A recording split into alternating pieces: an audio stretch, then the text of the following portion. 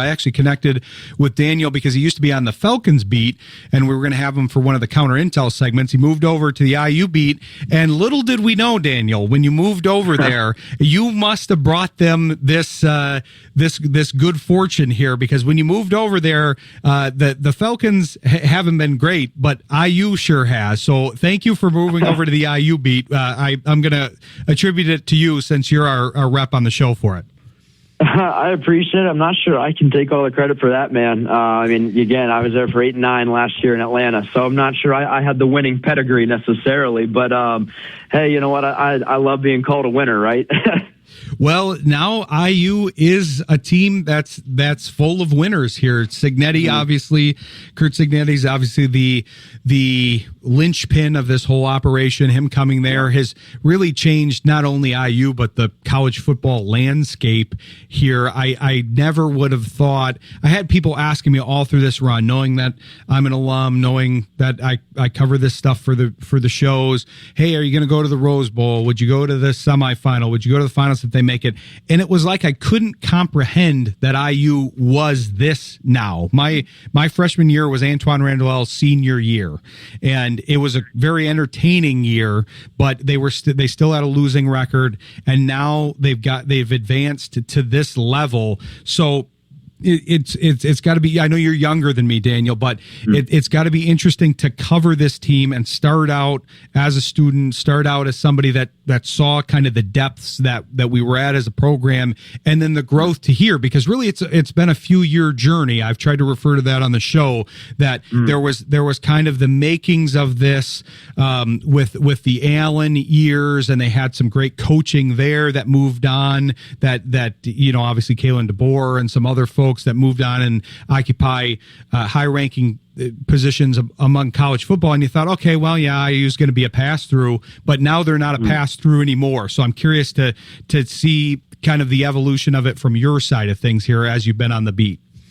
Yeah, I mean, it's interesting, right? Because, year one was watching 3-9, right? So, I remember 3-9 very well, and it's kind of crazy, reflecting on, man, I just want to go cover a bowl game, right? And then all of a sudden, this will be the fourth playoff game now in about 13 months, right? Which, is a crazy thought. Again, it's like the mindset has just shifted so much from, I wonder if it'll be competitive this week, to I wonder how much they'll win by this week. And that's...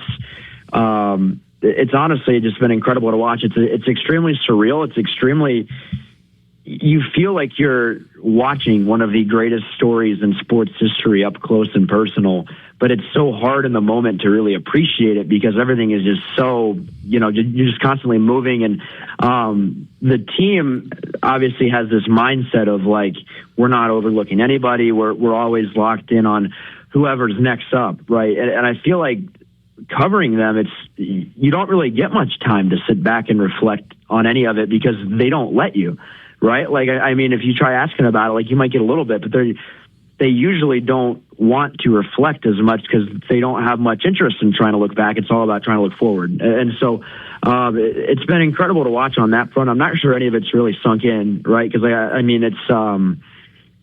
it truly is one of the most improbable stories in all of sports, I would imagine, and it's really cool to be able to watch it up close. I agree, and I've been talking about how surreal it's been all through these shows because it hit me like a ton of bricks that, hey, this is a team, could be the first team to 16 wins in a season like this. People are talking about maybe the greatest team of all time. I don't want to go with that right now because they wouldn't like that talk, but just the idea that was all hitting me at once. But I'm glad you mentioned the not looking ahead. Obviously, they can't look ahead to anything right now. They got one more game, win or lose, with the season on the line. But I'm curious about kind of your thoughts going into that because I looked at the line, and we don't do gambling stuff, but I do look at the lines here, and 8.5. This was the last I looked. It might have moved a little bit. I looked, I think, 24 hours ago. It was 8.5 and 47.5 points. those both seem a little high to me, but I'm a fan that's worried about, what could go wrong and all of that. And obviously with Signetti, not a lot has gone wrong. They've been blowing these lines out of the water, but this Miami team is tough. They're good in the trenches. Indiana has established their advantage in those trenches with the lines, and Miami has very good lines. They're coached by an offensive lineman. So I'm curious how you see all of those things coming together. Not necessarily a game prediction, but that's, I'm sure, stuff that you've studied and been in these rooms doing interviews about these subject matters that have come up. Yeah, I think the one thing about this Indiana team and the way that Signetti preaches, he's very selective in what he says and what he emphasizes. And so I think what you see with this team is like they might be, heavy favorites line-wise, but I think a lot of these guys still carry the same chip. And regardless of heavy underdogs, heavy favorites, whatever it may be, their process, their preparation period, their mentality is so improvement driven and so rigid. I mean, the way that Signetti schedules things, and again, how he speaks in team meetings, how they practice, how intense he is when they are practicing, there really is no let up. And so, it's not like there's a big mindset shift for them.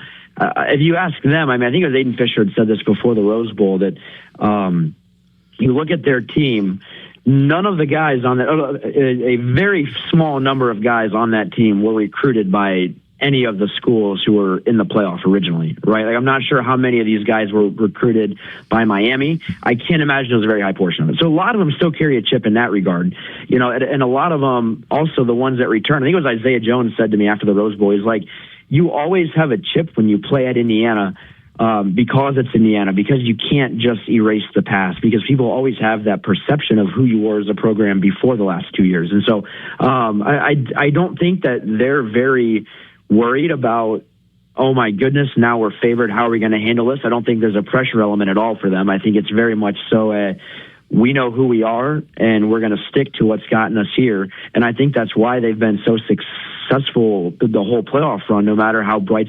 the lights have gotten, how big the stage has gotten. For them, it's just another week, and they've done it's honestly incredible to watch so many 18 to 23-year-old kids be able to just block everything out and just focus. It's really an incredible coaching job, in my opinion.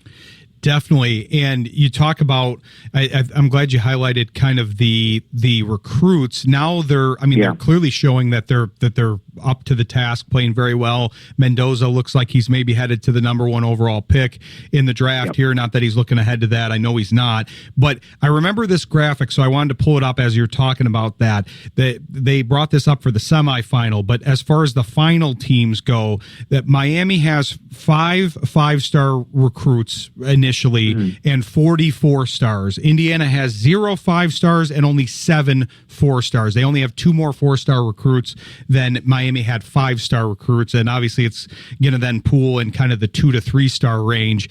So it's good to highlight that. I also, there's so many stories to highlight, and we're going to have Daniel back on after the college football playoff final so that we can review some things for him and hopefully get to stretch out a little bit. But you've got the Mendoza matchup coming from Miami. He wasn't recruited from there. That's an interesting storyline. But the fact that Signetti is going against somebody from his coaching tree as a defensive coordinator, where that defensive coordinator is used to coaching with and against the coaches that he's going to go against here is just a very interesting storyline that I don't feel like is being highlighted not enough. You guys did it very well. One of your colleagues wrote an article about it on IU on SI. Yeah, it really is. It's such an ironic ordeal, right? Of like all the ties with Miami, with Mendoza, with all. It's kind of it gives Fernando a cool chance, I think, right, for like a big storybook ending, right? Like to end it at Indiana, playing in Miami, playing in front of his hometown, playing in the stadium that he grew up a mile away from. I thought about that a little bit today, about how it's almost the perfect touch if Indiana can win that game. It's been an absolute Hollywood type of movie. I think for your star Heisman winning quarterback who's been the engine behind this whole thing to kind of have a chance to wrap it all up at home, it's an incredible ordeal, right? Like, I mean, you can't draw it up much better than that. I mean, it's, I think for Fernando, it's really neat experience. And again, a lot of these guys, when Tom Allen was at IU, I mean, that staff plucked into Miami quite a bit. They had a lot of good recruiting ties in Florida. And so it's kind of neat. There's a handful of guys who played there, who hung around with Cignetti. I mean, there's a handful of guys that he brought over. I think Pons had mentioned this after the win over Oregon, that he had a pick on Fernando in high school, which is, crazy, right? And so, I mean, it's a very full circle experience, and I think it's going to be neat for them. I think it'll be cool to kind of see the crowd. I mean, it's being played in Miami's home stadium, obviously, but like, it's Indiana fans travel, right? I mean, largest living alumni base, a lot of guys who graduated straight out of Kelly who are doing very well for their highly well off, right? And so, and again, it's a fan base that's super loyal, extremely passionate, and hasn't really been able to experience this level of success ever. So I think Indiana will travel extremely well. I think that'll be really neat to see. And I think the crowd-wise could end up being about half and half, and it'll be interesting, right? I mean, it's on paper a home game for Miami, but it wouldn't shock me if that place is primarily red. I'm glad you brought that piece of it up, because you've got an Indiana team. You highlighted it well. I'm from the Kelly School too, so shout out to the business school at Indiana. But I wouldn't be surprised if Indiana kind of dominates maybe it's a 50-50. That would be an accomplishment to get to 50-50, and then dominates the noise part of the game. It'll be interesting to be there and see how loud it gets on both sides. But Miami, I mean, not that they have a bad fan base, but the Florida teams inherently, because they have such nice weather, they have a lot of things going on down there. The games are notoriously not always well attended. I don't think that's going to be an issue for the college football playoff final, but who's going to that? Who's paying for that? Who's able to get seats for that? It'll be an interesting game. I appreciate you coming on to preview it. I know we got to get you out of here by 8, but we're looking forward to having Daniel on next week to review it, and make sure to tell people where they can follow you before we get you out of here. Yes, sir. As always, I'll plug the website at si.com/college/Indiana for Hoosiers on SI content. Highly appreciative of you, man, having me on, and really excited to come back and recap it next week. Definitely. Hopefully we're recapping a win here for IU, but either way, it's going to be an exciting game. And thanks for joining us. And yeah, we'll talk to you next week. Absolutely, man. All right. Thanks, Daniel. Take care.